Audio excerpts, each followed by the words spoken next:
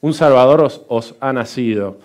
Y el pastor hablaba un poco ahí de que estamos acá ya en las cercanías de la Navidad, ¿no es cierto? En fechas especiales. El sábado que viene vamos a tener algo muy especial, que es la Cena del Señor, ¿no es cierto?, que vamos a poder compartir como iglesia. También para ir preparándonos un poco en espíritu para las fiestas que vienen después también, ¿no? La Navidad, bueno, festejamos también el Año Nuevo. Ahora, dice allí en Isaías 64:8, no, eso está mal, esa no es la referencia, ahora lo voy a decir bien, en Lucas.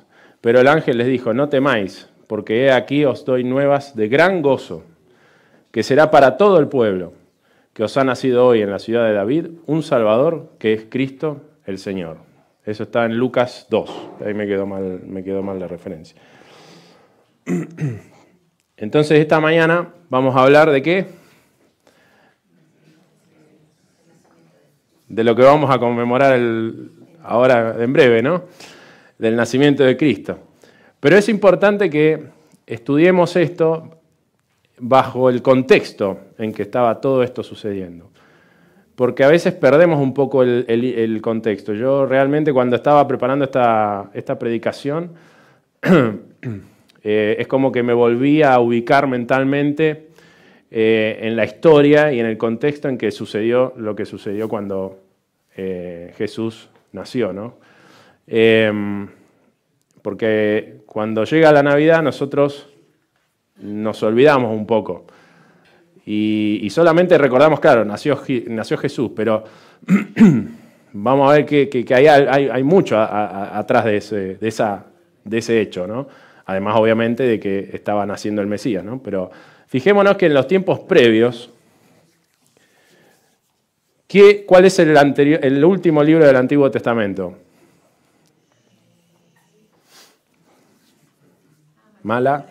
Malaquías, ¿no? Muy bien. Y después que viene Mateo con el Nuevo Testamento. Y si ustedes ven ahí, Mateo arranca ya hablando de del nacimiento de Jesús. Lucas arranca hablando de Juan el Bautista, pero seguido de eso, o sea, un capitulín nomás, y ya, pum, Jesús. Es decir, entre Malaquías y el Nuevo Testamento está lo que se llama el periodo intertestamentario, que es un periodo que abarca más o menos más de 400 años, 425, 430 años, donde también se lo llama el periodo donde hubo un silencio de parte de Dios, se le dice, ¿no? Porque no hubo profeta, no hubo nada en el medio ahí. Y son 425 años. Yo cuando hablamos a veces de los años en la Biblia, uno dice, y pasaron 400 años, así como si nada, ¿no? Y pasaron 400 años y el pueblo, y 400 años, vamos a contextualizar y a asimilar esa cifra. Hace no mucho ustedes acá estaban, y nosotros también estábamos festejando el Bicentenario. O sea, 200 años de que existimos como países, y 200 años. Multipliquémoslo por 2, y es todo el tiempo. Entonces a veces nosotros hablamos de San Martín y qué sé yo, y pensamos como que es una barbaridad de tiempo, de no sé cuáles son los próceres acá, O'Higgins, hablamos de esos, no, porque esa época, y son 200 años, no existimos. Cuando uno va a Alemania o esos lugares, y yo me acuerdo cuando fuimos a Alemania con mi esposa, a 3 cuadras había una municipalidad que estaba cumpliendo 1700 años. Y yo decía, no existimos nosotros. Entonces, 425 años de silencio hubo ahí en el medio. ¿Y qué pasó? Entonces, fíjense que Malaquías, cuando uno lee el libro de Malaquías, fíjense en qué contexto Dios, por así decir, deja al pueblo, digamos, en este silencio. ¿En qué contexto estaba el pueblo en ese momento? El pueblo tenía una relación tal con Dios que decía cosas como esta: yo os he amado, dice Jehová, y dijisteis, ¿en qué nos amaste? El pueblo de Dios, diciéndole eso a Jehová, ¿no? En Malaquías 1:2. Y decís, ¿en qué hemos menospreciado tu nombre? en que ofrecéis sobre mí altar inmundo. Y dijisteis, ¿en qué te hemos deshonrado? En que pensáis que la mesa de Jehová es despreciable. Ese era el sentir del pueblo, ¿no? El pueblo escogido por Dios para... Estamos estudiando, ¿no es cierto? Hemos estudiado en el trimestre pasado y ahora sobre las vicisitudes y los acontecimientos del pueblo de Israel y cómo fue el elegido, ¿no? Que era para llevar el carácter de Dios y mostrarlo a las demás naciones. Ese era el contexto del pueblo. Habéis además dicho, oh, qué fastidio es esto, y me despreciáis, dice Jehová de los ejércitos, y trajisteis lo hurtado o cojo o enfermo, y presentasteis ofrenda. O sea, estaban llevando... ¿Cuál era el mandato? El cordero que tenía que ir a la ofrenda era un cordero perfecto, sin mancha. Ya no les importaba. Ya estaban llevando hasta robado. Robado. No solo era con defecto, sino que encima robado. O sea, ¿aceptaré yo eso de vuestra mano? Dice Jehová. Es un pueblo que estaba totalmente en una sintonía contraria a la de Dios, ¿no? Y ya había caído en una inmoralidad importante y en una desobediencia, en una deshonra hacia Dios. Esto Malaquías, estamos hablando más o menos justamente del año 430 aprox antes de Cristo, y se ubica, se cree, terminando el periodo de Nehemías ya con la reconstrucción de la muralla o durante el periodo de Nehemías. ¿Robará el hombre a Dios? El famoso versículo de los diezmos y las ofrendas, ¿no? Pues vosotros me habéis robado y dijisteis, ¿en qué te hemos robado? En vuestros diezmos y ofrendas. O sea, un pueblo que estaba en una decadencia espiritual mal. Y luego de esto vienen estos 425 años de que no hubo profeta, no hubo ningún líder, ni jueces, ni nada por parte de Dios. Y encima, después de esto, ¿por qué no me... Ahora sí. ¿Me pasé una? No. Bueno.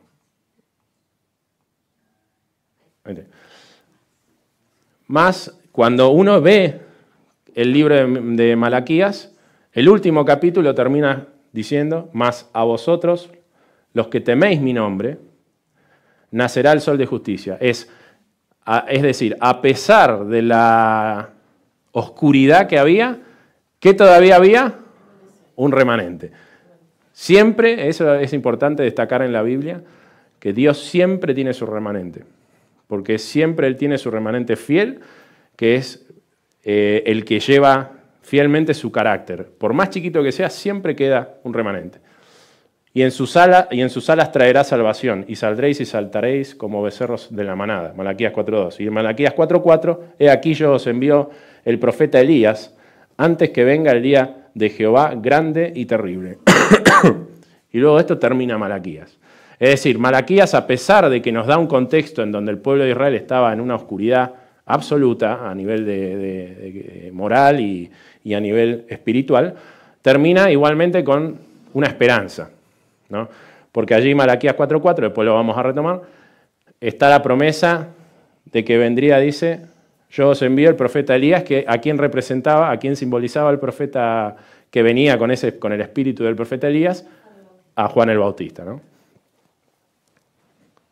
Entonces, después de esto, de Malaquías, viene este periodo intertestamentario, silencio de Dios, le dicen algunos también, donde ustedes ya conocen la historia acá rápidamente, ¿no? Vamos así nomás, pero en ese momento estaban bajo el yugo del imperio babilónico.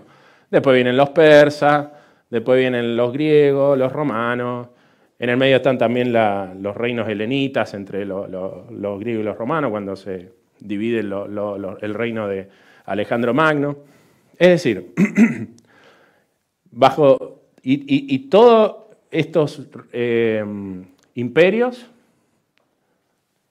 estaban subyugando siempre ahí al pueblo de Israel. O sea que además de haber silencio, además, encima, el pueblo, ustedes imagínense haber vivido todo ese guerras, que un imperio toma al otro, que el otro va y viene, son diezmados por todo el imperio, los del pueblo de Israel, separados de sus familias. Cuando volvieron a sus tierras, había otras naciones también, otras culturas, aparecen los samaritanos. Un cóctel de cosas que uno dice, claro, qué periodo de oscuridad, porque ya de por sí el pueblo de Israel, que se supone era la base, ¿no es cierto?, o debía ser la base, que llevaría mostrar el carácter de Dios, ya no estaba bien, y encima después pasan estos 400 y pico de años que este pueblo es subyugado por naciones que son totalmente paganas, que tienen costumbres que nada que ver con las que Dios quería para ellos, ¿no?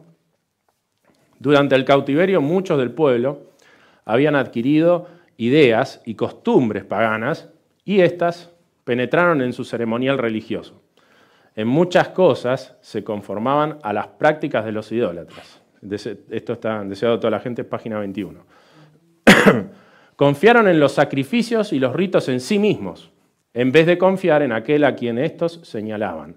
Con el fin de suplir lo que habían perdido, los sacerdotes y rabinos multiplicaron los requerimientos de su invención, y cuanto más rígidos se volvían, tanto menos el amor de Dios se manifestaba. Acá es donde el pueblo empezó a sacar ritos de su invención. O sea, bueno, como no tenían la parte espiritual, nutritiva, empezaron a meterse cosas más de un checklist, de vamos a ponernos más carga, y el famoso nos vamos a salvar por las obras. Yo ahora voy a leer otros textos donde nos va a recordar más, pero vayan pensando a qué otro periodo posterior a este de la historia les hace acordar. Oscuridad, nos salvamos por las obras, posterior, a la...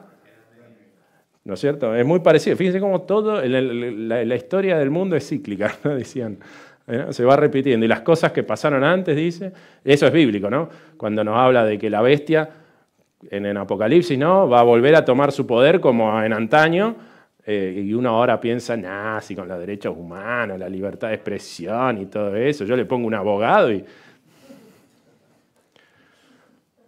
Los romanos reclamaban el derecho de nombrar o remover al sumo sacerdote, y a menudo ese cargo se conseguía por medio de fraude, de cohecho y aún el homicidio. Así el sacerdote se volvía cada vez más corrupto. Sin embargo, los sacerdotes poseían aún gran poder y lo empleaban con fines egoístas y mercenarios.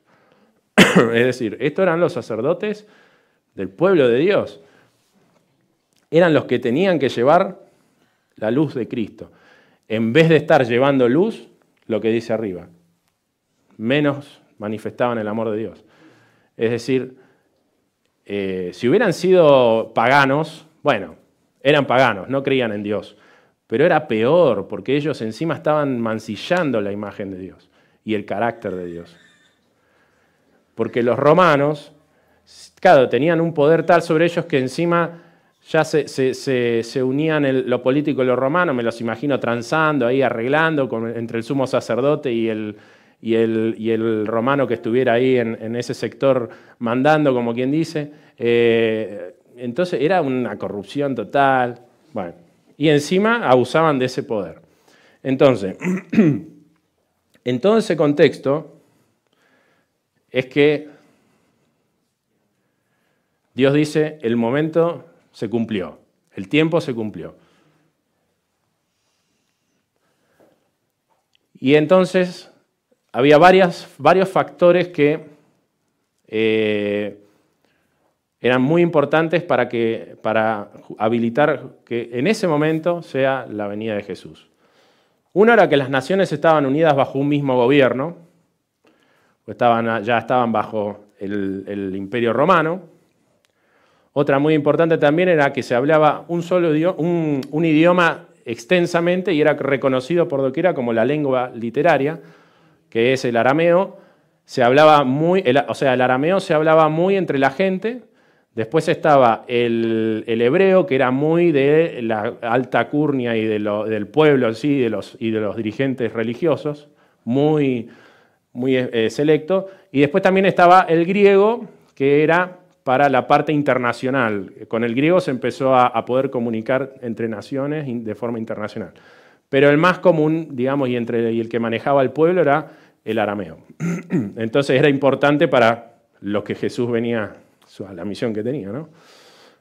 De todos los países, los judíos que estaban dispersos, porque obviamente los habían dispersado, acudían, tenían que ir a Jerusalén para asistir a las fiestas anuales y al volver a donde residían, podían difundir por el mundo las nuevas de la llegada del Mesías. Entonces, había un escenario muy propicio para que las ideas, el mensaje que iba a dar Jesús, que era justamente mostrar el verdadero carácter de Dios, que había sido mancillado con todo lo que habíamos visto recién, que estaba mostrando el pueblo, se difundiera de manera fácil, ¿no? En un momento donde no había periódico, ni redes sociales, ni nada, ¿no?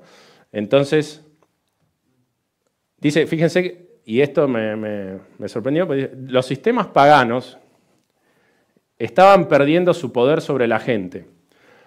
Los hombres estaban cansados de ceremonias y fábulas. Deseaban con vehemencia una religión que pudiese satisfacer el corazón. Aunque la luz de la verdad parecía haberse apartado de los hombres, había almas que buscaban la luz, llenas de perplejidad y tristeza.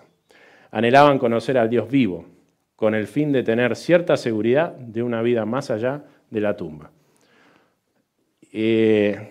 Este contexto a mí me hizo acordar automáticamente cuando me fui a leer El conflicto de los siglos en la época de Lutero. Es muy parecido. También, ¿qué pasaba en la época de Lutero, Wycliffe? Estaba la gente cansada de las pantomimas, del show, de que me tengo que ir a no sé dónde, que comprar esto, que aquello, que estaba cansada de esas cosas. Y todo también, ¿para qué? Porque quería una esperanza de una vida más allá. ¿No? ¿Se acuerdan que antes que pagaban para que se vaya más rápido o no vaya al infierno o salga del purgatorio, qué sé yo? Siempre la gente estaba agobiada. Y acá está muy similar.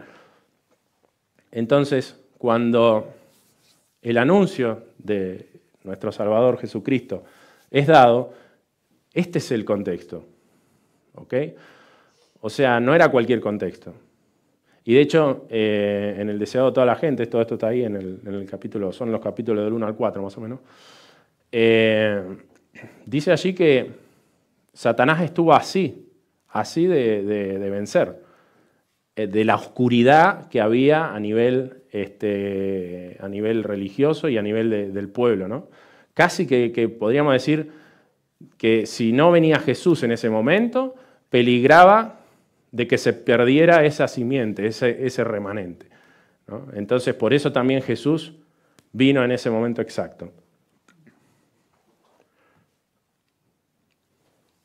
El pueblo a quien Dios había llamado a ser columna y base de la verdad, había llegado a ser representante de Satanás. Hacía la obra que éste deseaba que hiciese y seguía una conducta que representaba falsamente el carácter de Dios y lo hacía considerar por el mundo como un tirano. Gravísimo. Gravísimo. Entonces dice, vino Jesús, ¿para qué? Para restaurar en el hombre la imagen de su Hacedor. Nadie, excepto Cristo, puede amoldar de nuevo el carácter que ha sido arruinado por el pecado. Y ahí entonces, en ese contexto, viene Jesús, ¿no? Para mostrarles, mirá, la imagen de mi Padre ha sido vapuleada, mancillada, nada que ver, esto es así. Y Él mostró, ¿no es cierto?, cómo nosotros tenemos que relacionarnos con Dios. Él mostró cómo es Dios con nosotros, lo misericordioso que no es ningún tirano, que no es que pone reglas a morir como ponían reglas de su invención, decía ahí, ¿no? Los mandatarios de esa época. Ahora, ¿por qué todo esto? Uno dice, bueno, vamos ahora a festejar, el 25 se conmemora, ¿no?, la Navidad. Aunque se cree que la fecha más o menos donde nació Jesús era en otoño, no en estas fechas. Pero fíjense que cuando uno lee la historia, ¿Por qué festejamos el 25 de diciembre? Porque había otra fiesta pagana, que como ahí el 25 se empiezan a hacer los días más largos y qué sé yo, entonces veneraban a su Dios y no sé qué. Y después eso pasó y dijeron, bueno, vamos a usarla para conmemorar el nacimiento de Jesús. Entonces, ¿por qué traemos a colación todas estas cosas? Porque ahora va a venir esa fecha, ¿no? Y yo me pregunto, como pueblo nosotros de Dios que somos ahora, ¿no? Porque esto lo tenemos que traer hacia nosotros, ¿no? Porque nosotros somos el pueblo de Dios actual. ¿Cómo festejamos nosotros ese día? Porque, bueno, acá hay un montón siempre de polémica de si armamos el arbolito, no lo armamos, si esto, si el otro. Miren, eso es lo que yo quiero dejar con este mensaje. Lo importante acá no es si el arbolito, si el regalito o lo que sea. Con lo que acabamos de ver, ¿qué es lo importante? Cristo, ¿no? Ahora vamos a seguir viendo, pero la importancia de lo que vamos a nosotros rememorar es el nacimiento de nuestro Salvador, ni más ni menos. De la persona que nos salvó y nos redimió de la muerte eterna. Y además que nos salvó también en este contexto, porque si Él no hubiera venido, quién sabe si hubiera perdido la simiente. Entonces sabe Dios los tiempos, sabe exactamente Dios cuándo tiene que traer la profecía, cuándo tiene que poner al profeta, al mensajero, y en este caso a Cristo. Ahora, eso es lo que nosotros tenemos que pensar cuando festejamos la Navidad, que tenemos que aprovechar este momento para estas semanas que nos quedan, para también ponernos un poco en el contexto de lo que vamos a conmemorar, de poder compartir con otros el mensaje, ¿no es cierto?, para que también puedan ellos ver, recordar realmente lo que se tiene que recordar en Navidad, ¿no? Yo sé que ahora hay Black Friday, que hay que comprar regalos, que salimos corriendo de acá para allá, que moleamos, que como dicen acá, que me gusta esa palabra molear. La primera vez que la escuché me causó mucha gracia. ¿Pero ¿es ese el espíritu de la Navidad? No.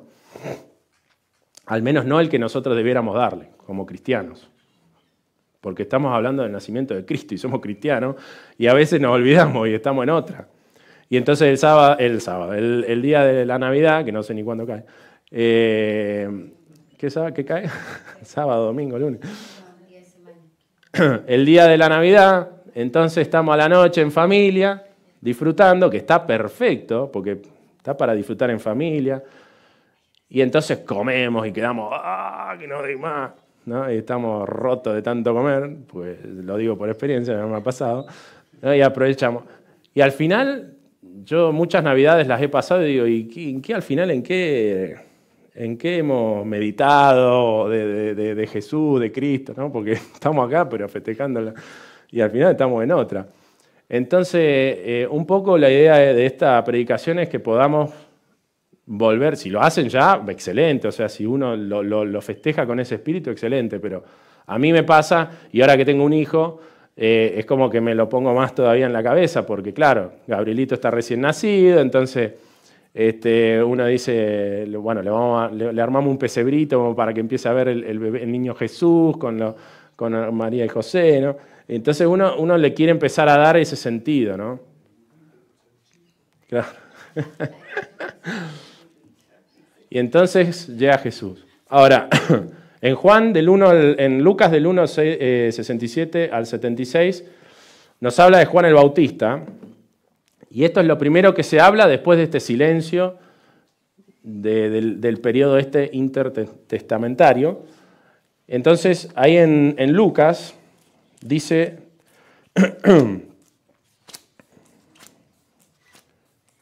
y fíjense que esto lo dice Zacarías, ¿no? Y el 67 dice, 1.67 dice, Zacarías, su padre, el padre de Juan el Bautista, fue lleno del Espíritu Santo y profetizó diciendo, y vamos porque hay un montón de cosas, pero en el 76 y 77 lo que quiero recalcar, y tú, niño, profeta del Altísimo serás llamado, porque irás delante de la presencia del Señor para preparar sus caminos, para dar conocimiento de salvación a su pueblo, para perdón de sus pecados. Acá estaba hablando de Juan el Bautista, que iba a qué cosa? A preparar el camino, ¿no es cierto?, para la venida de Jesús, para el nacimiento de Jesús. Y eso lo vimos ¿en dónde? En Malaquías 4:4. Ahí conecta con la profecía de Malaquías cuando dijo vendría un Elías, ¿no?, que significa con el espíritu de Elías, ¿no?, con ese espíritu, con ese tipo de predicación como la de Elías. Después en Lucas 2 ya comienzan los eventos de María con José, ¿no es cierto? Y entonces dice, aconteció en aquellos días que se promulgó un edicto de parte de Augusto César, que todo el mundo fuera empadronado.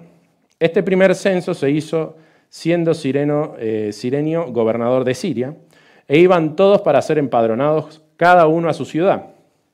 También José subió de Galilea, de la ciudad de Nazaret, a Judea, a la ciudad de David, que se llama Belén, por cuanto era la casa y familia de David, para ser empadronado con María su mujer, desposada con él, la cual estaba encinta. Y acá también, ahora vamos a ver un poquito más adelante, se cumple toda la profecía, que de dónde vendría, de qué linaje vendría, de la descendencia de David, ¿no? Y María era del linaje de David, y Jesús nació en la ciudad de David también, la familia de David. Y de hecho, ahora vamos a ver que los pastores más adelante estaban pastoreando, muy probablemente donde también David pastoreaba en su época. También José subió. Después, aconteció que estando ellos allí, se le cumplieron los días de su alumbramiento, y dio a luz a su hijo primogénito, y lo envolvió en pañales y lo acostó en un pesebre, porque no había lugar para ellos en el mesón. Entonces acá vemos, después, recapitulando, veíamos un pueblo en oscuridad moral y religiosa. Después, silencio, 425 años más o menos. Juan el Bautista, preparando el camino para Jesús. Y ahí de ahí poquito vemos que María y José entonces se van para Belén con este tema del empadronamiento, y lo esperaban ahí. No lo esperaba nadie sabía nada. Dice, esto lo dice Elena de White, dice que los ángeles, el universo entero, estaba expectante, viendo, a ver, bueno, ya se anunció la hora de que va a venir el Mesías. O sea, estamos hablando, y 400 años de silencio nada más, es un montón. Pero ¿desde cuándo hace que venía el pueblo de Israel predicando y profetizando un Mesías? Desde Adán y Eva. Desde el Génesis 3:15, cuando le dice que pondré enemistad entre ti y la mujer. Ella te herirá en el calcañar y tú le herirás en la cabeza. O sea, desde ese momento ya hasta incluso dice que Adán y Eva pensaban que su hijo Abel quizás fuera el Mesías. Pobrecito, ¿no? Qué desilusión. Y nosotros nos quejamos cuando decimos Cristo viene pronto y todavía no viene. Imagínense, Adán y Eva estamos hablando. Y ellos pensaban que su hijo iba a ser quizá el Mesías. Pasaron 5.000, 4.000 años después y todavía no era el momento. Y ahora que era el momento, dice que los ángeles estaban ahí expectantes y esperando a ver se van a mover, van a hacer algo, y nada, no pasaba nada. Obviamente ángeles dice que acompañaron en el viaje a José y a María cuando estaban yendo a Belén, y tuvieron que ni lugar para parar, nada.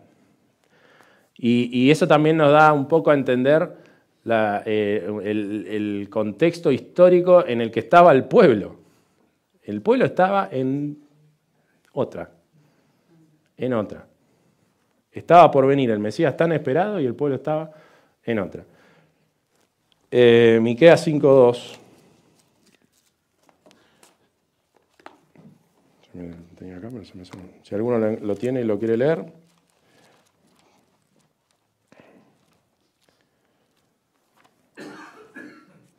Pero de ti, Belén Efrata, pequeño entre los clanes de Judá, saldrá el que gobernará a Israel.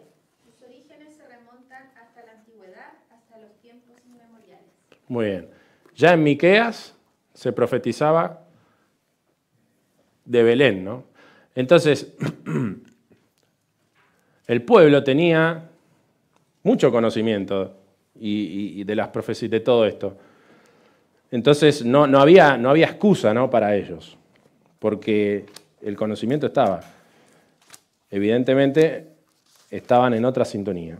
Y continuando, bueno, el 6 y el 7 nace, ¿no es cierto?, Jesús, y nace en un pesebre porque ni siquiera tenían dónde estar. Y uno ahora, ¿no es cierto? Bueno, yo me imagino que en esa época eran más duros, ¿no? Ahora somos todos medio cristalitos, pero imagínense dar a luz en un pesebre, en un establo ahí con animales. Vos hace poquito que tuviste a tus nietas, imagínate a tu hija en un establo, o yo cuando fui con Steph, que ahora que se ponen bata, coso, barbijo, guante, y ahí estaban en medio de un establo con animales, o sea, hasta uno se preguntaría cómo sobrevivió, ¿no? Y no se le una infección, o sea, en ese estado, ¿no? Qué tremendo. Y seguido del nacimiento de Jesús, viene ahí los pastores y los ángeles, ¿no? Dice que había pastores, en Lucas 2:8 en adelante, en la misma región que velaban y guardaban las vigilias de la noche sobre su rebaño. Y se les presentó un ángel del Señor, y la gloria del Señor los rodeó de resplandor, y tuvieron gran temor. Pero el ángel les dijo, no temáis, porque yo os doy nuevas de gran gozo, que será para todo el pueblo, que os ha nacido hoy, en la ciudad de David, un Salvador, que es Cristo el Señor. Esto os servirá de señal. Hallaréis al niño envuelto en pañales, acostado en un pesebre. Dice acá que, claro, estos pastores estaban ahí, se les aparecen los ángeles, les dan cierto temor, ¿no? Y cuando les están hablando los ángeles, los pastores, si los ángeles se les aparecen a ellos es porque los pastores sí estaban en sintonía. Y los pastores sabían, y los pastores entonces reciben el mensaje, y dice incluso ahí en el deseo de toda la gente, es que claro, como ven ángeles, ven y que va a venir, que nació, que todo el anuncio de los ángeles y demás, dice que cuando los ángeles le dicen a propósito, lo van a encontrar en un pesebre, así y así, porque ya si no se iban a estar haciendo en la mente como este Salvador Mesías que los iba a venir a salvar del yugo romano y demás, que también tenían un poco ese concepto, un poco bastante, ese concepto los judíos, el pueblo judío, ¿no? Pero entonces como que ahí le pararon los carros a los pensamientos para que no empiecen a volar, ¿no? Lo van a encontrar en un pesebre ahí, envuelto en pañales. Repentinamente dice, apareció con él este ángel, una multitud de huestes celestiales que alababan a Dios y decían, gloria a Dios en las alturas y en la tierra paz, buena voluntad para con los hombres. Sucedió que cuando los ángeles se fueron de ellos al cielo, los pastores se dijeron unos a otros, pasemos pues hasta Belén y veamos esto que ha sucedido y que el Señor nos ha manifestado. Vinieron pues apresuradamente y hallaron a María y a José y al niño acostado en el pesebre. Al verlo, dieron a conocer lo que se les había dicho acerca del niño. Todos los que oyeron se maravillaron de lo que los pastores les decían. Pero María guardaba todas estas cosas, meditándolas en su corazón. Los pastores se volvieron glorificando y alabando a Dios por todas las cosas que habían oído y visto, como se les había dicho.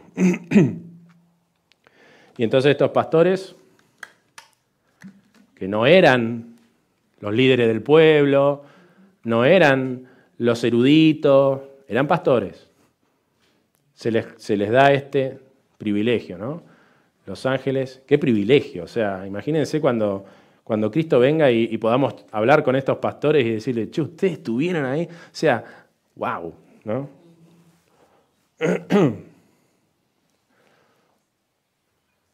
Y esto en Isaías 7:14, por tanto, el Señor mismo os dará señal. He aquí que la Virgen concebirá y dará a luz un hijo y llamará su nombre Emmanuel.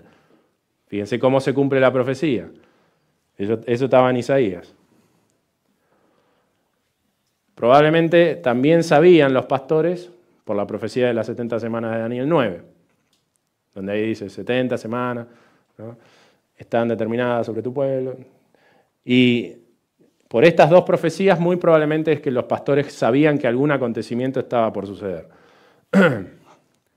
Ahora, si vamos a Mateo, por eso está bueno leer los evangelios en paralelo, Lucas da mucho detalle al principio de el censo y demás, pero Mateo es más escueto en eso, pasa a Jesús directamente, pero da este relato acá de los sabios del Oriente que no lo da Lucas.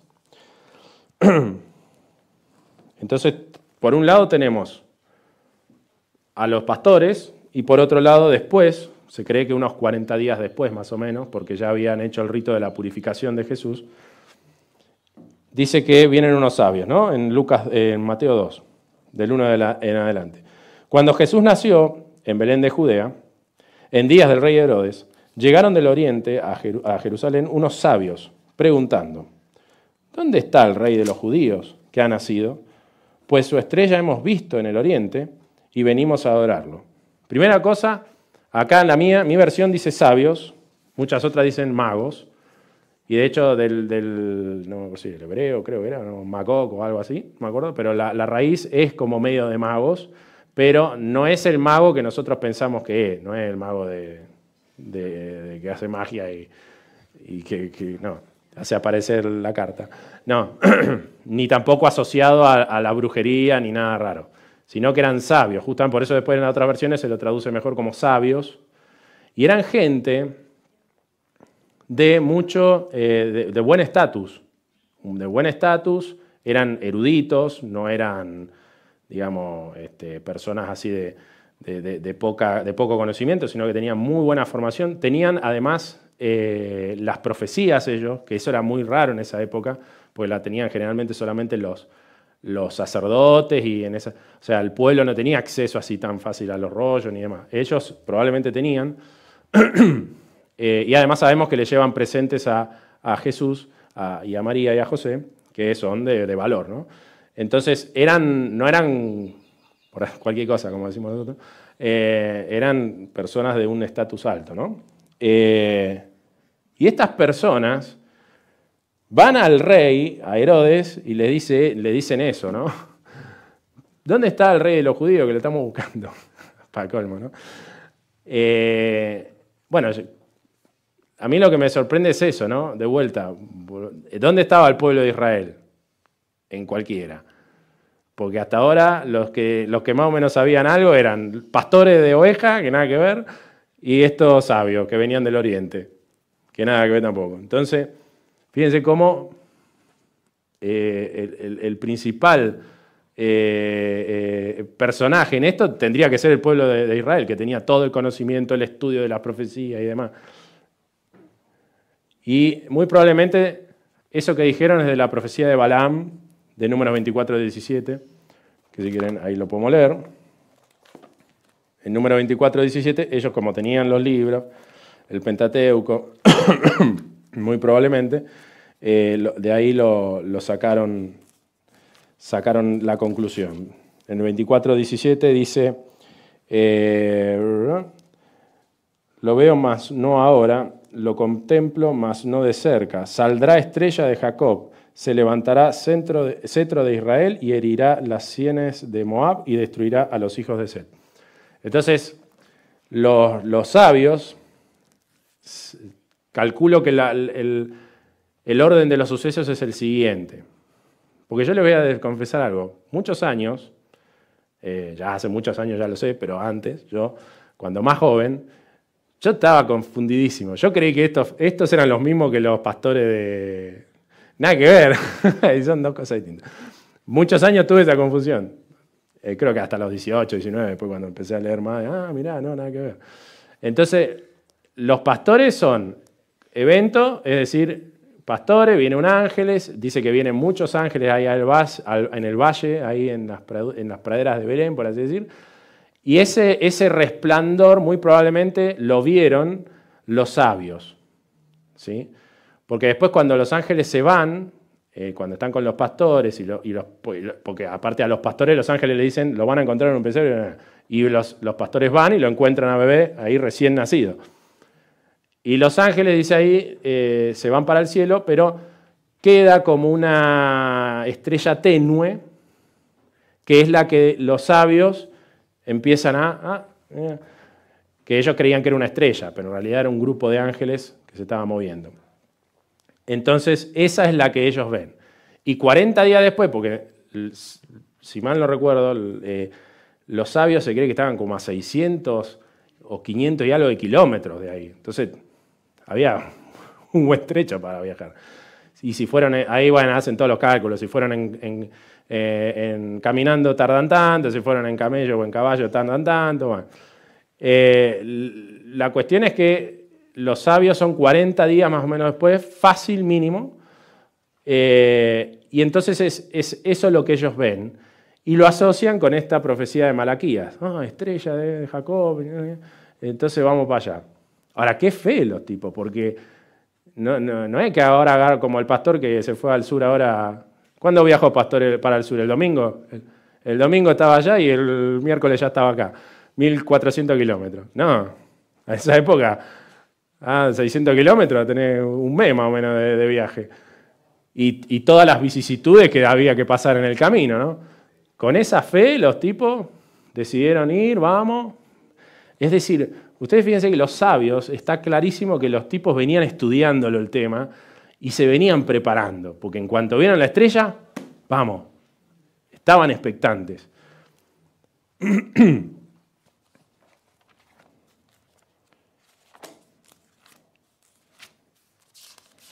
Y sigue diciendo, al oír esto, el rey Herodes se turbó, ¿no? Y habiendo convocado a todos los principales sacerdotes y escribas del pueblo, les preguntó dónde había de nacer el Cristo. Es decir, los sabios acuden a Herodes, le preguntan por el rey de los judíos, y Herodes agarra y ¿qué hace? Llama a los judíos. Si el rey de ellos tiene que saber, ¿no? Al pueblo de Israel. Entonces llama a los sacerdotes, ¿no? Y ustedes fíjense que los sacerdotes le responden. Ellos le respondieron, en Belén de Judea, porque así fue escrito por el profeta, y le ponen la profecía que acabamos de leer hace un rato. Y tú, Belén, de la tierra de Judá, no eres la más pequeña entre los príncipes de Judá, porque de ti saldrá un guiador que apacentará a mi pueblo Israel. O sea, sabían. Entonces el rey va, le dice, y los sacerdotes llegan y dicen, sí, en Belén van a ser, sí, porque la profecía y no sé qué. Bueno, y se habrán ido, pero Herodes, ¿qué hizo? ¿Se quedó tranquilo como los judíos que estaban en otra, como el pueblo de Israel que estaba en otra? Herodes dijo, pará, un momentito, ¿cómo que rey de qué? Rey de nada, acá el rey soy yo. Entonces, ahí manda el edicto para los niños menores de 2 años, chao. Entonces vamos viendo el contexto, ¿no? Estamos llegando a este momento. Ya Jesús ya nació, ya Él cumplió su misión, pero pongámonos como que tendríamos que estar expectantes como estaba el pueblo, ahora que vamos a festejar, a rememorar el nacimiento. ¿Estamos expectantes como los sabios, como los pastores, o estamos como el pueblo de Israel que estaba, sí, Jesús vino, murió y nos salvó y hasta ahí que vamos? Y festejamos, claro, comemos, nos juntamos, pero no pasa más de eso. También probablemente los sabios tenían las profecías de Daniel, ¿no? Y entonces Dios usa, ahí nos damos cuenta, porque fíjense, mediante los sabios, que no era el pueblo, Dios, ¿qué tiene que hacer? Estar llamándole la atención a la nación judía. Porque obviamente cuando los judíos, yo me imagino que cuando fueron a la entrevista con el rey, se fueron de ahí, uno pensaría, bueno, a ver, te está ringing bell, ¿no? O sea, te están sonando las campanitas, ¿no? Pero por lo que uno después ve, no cambiaron mucho su postura, ¿no?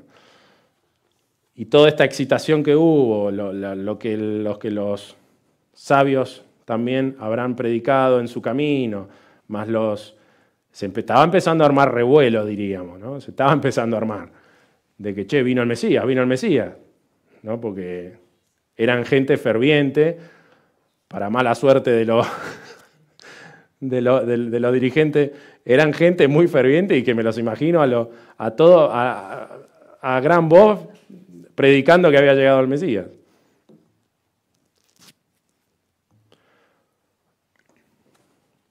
Y esto es lo más importante de todo, que Jesús, el cual siendo en forma de Dios, no estimó el ser igual a Dios como cosa a que aferrarse, sino que se despojó a sí mismo, tomando forma de siervo, hecho semejante a los hombres, y estando en la condición de hombre, se humilló a sí mismo, haciéndose obediente hasta la muerte y muerte de cruz.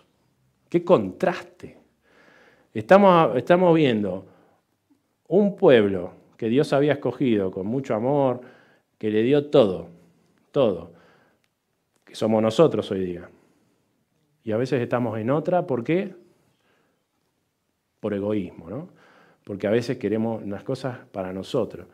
A veces viene Navidad, bueno, ya todos somos grandes, creo yo, y ya cada uno se compra lo que quiere, pero cuando éramos más chicos, ¿qué esperábamos de la Navidad? El regalo. Y que no fuera ropa porque era una desilusión total, ¿no? Entonces yo pensaba, ¿no? Nosotros como pueblo de Dios, ¿está bueno que nuestros hijos tengan esa misma ansia, que ansíen más los regalos que realmente lo que estamos conmemorando? No estoy diciendo que estén mal los regalos, ojo, no me malinterpreten, No estoy diciendo que estén mal los regalos, no estoy diciendo que esté mal juntarse ni armar el arbolito, no. Está perfecto eso. De hecho, yo justo el otro día, hace un par de semanas, me preguntó Brian, ¿vamos a decorar la iglesia? Y yo le dije, mira, yo soy de madera, o sea, yo no decoro ni mi casa. En mi vida armé un arbolito. Mi esposa tampoco, nunca.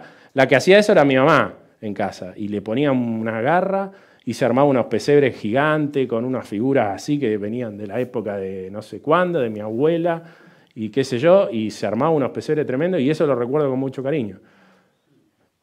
Y de hecho lo quiero empezar a hacer con Gabriel porque quiero que tenga también el cierto afecto a esa fecha especial, ¿no? Pero ¿dónde está el centro de esa fecha especial? En Cristo. Y en que en esa fecha especial conmemoramos el nacimiento de Cristo, ¿no? Y conmemoramos esto que hizo Cristo por nosotros, que es un sacrificio que nosotros no tenemos ni idea. Ni idea. Si ustedes les dicen, despojate de tus cosas para ir a ayudar a fulanito en África, ¿lo harían? Es difícil despojarse de las cosas. Y Cristo se despojó no de cosas materiales. Cristo estaba con Dios, era Dios. Él se despojó de eso, algo que nosotros no tenemos ni idea, para venir a este mundo a mostrarnos el carácter de su Padre, ¿no? Y eso es el centro de la Navidad. Y eso debiera ser, creo yo, lo que tenemos que tratar de predicar, ¿no? Y que ojalá en la cena navideña podamos recordar las cosas que Dios hizo por nosotros, ¿no? Recordar, orar, hacer una linda oración con la familia, que el centro sea ese, sea lo que estamos festejando realmente. Después sí, comemos, no hay problema, o por supuesto, pero no irnos del foco, ¿no? Porque de tal manera amó Dios al mundo que ha dado a su Hijo unigénito para que todo aquel que en él cree no se pierda, mas tenga vida eterna. Si Cristo no hubiera venido, y estaríamos, yo creo que ya no existiríamos, porque el mundo se hubiera destruido solo, creo yo, con lo inmoral que es, ¿no? Y para ir terminando, me gustó mucho esta frase, ¿no?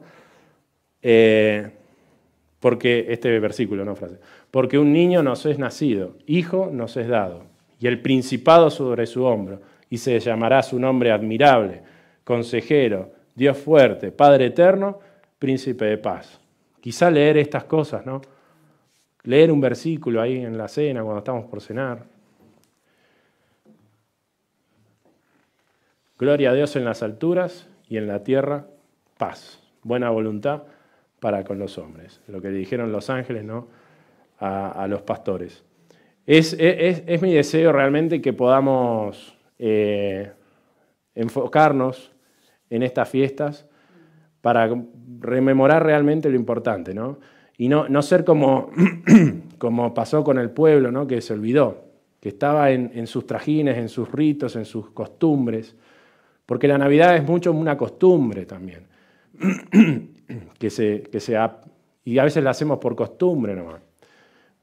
Pero dice Elena de White, ahora no lo encontré, lo estaba buscando pero no lo encontré, tendría que haberlo googleado, no me avivé. Que respecto del árbol de Navidad, ella habla y justamente dice eso, dice, mirá, ¿te querés armar el arbolito? Armalo, ¿qué problema hay? Armemos un arbolito acá, no sé. Si el mensaje que ustedes están dando es rememorar el nacimiento de Cristo y ese árbol ayuda, y armar el árbol. Pero lo importante es recordar el nacimiento de Cristo. Si armamos el árbol y lo único que hacemos es poner regalitos y adornitos y no hablamos de cualquier otra cosa y no recordamos lo que tenemos que recordar, y el árbol sobra. ¿Qué querés que te diga? Entonces, ese es mi mensaje y eso es mi deseo para que podamos ir en estas semanas que nos quedan, preparándonos quizá para... Yo voy a estar en el sur, así que voy a estar con mi cuñada ahí, quizá con una vecina que tenemos.